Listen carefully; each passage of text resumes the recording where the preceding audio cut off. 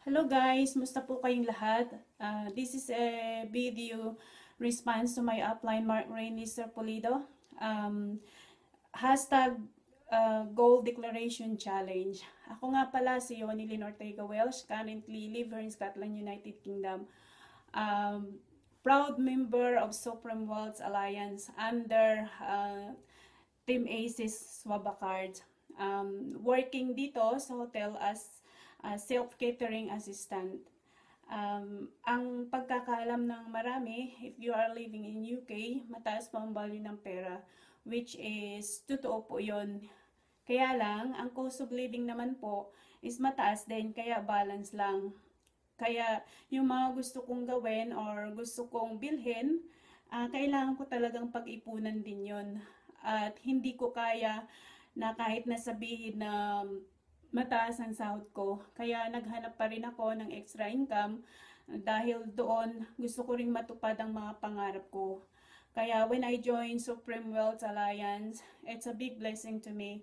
Kasi bukod doon, maliit lang yung kapital, hindi mahirap gawin. Kasi nga ginagawa ko lang ito sa bahay or kahit saan, through online.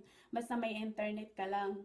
Bakit nga ba ginagawa ko ito? Isa din po ako na nangangarap na matupad ko rin ang mga goal ko. Unang-una, gusto kong makatulong sa kabataan na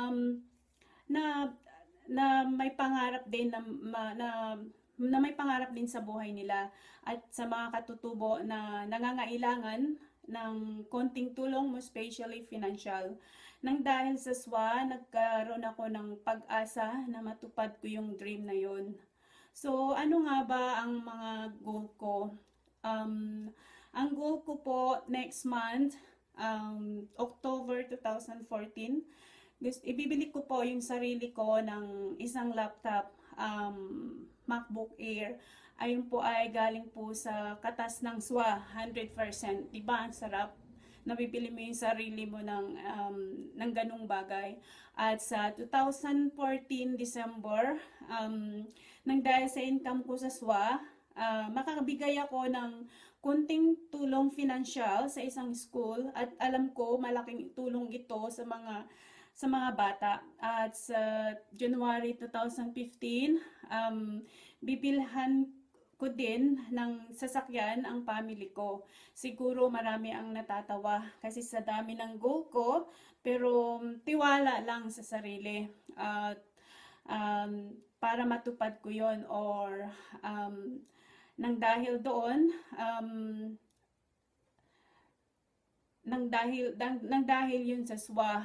Tandaan lang natin, pag may pangarap tayo na gusto mong matupad, kailangan lang natin ng dedication sa ginagawa mo at tiwala sa sarili at magiging engaged ka talaga at yun lang po. And now I would like to challenge my my downlines to declare your goal. Alam ko kaya nyo rin ito guys. Kung nakayanan ko, alam ko kakayanin nyo rin. To be honest, this is my first time to make video myself. Kaya hindi man perfect, pero at least na-challenge ko yung sarili ko. Kaya I nominate all of you to declare your goal. All of you have a 24 hours to respond my challenge. God bless you all and good luck. All the best.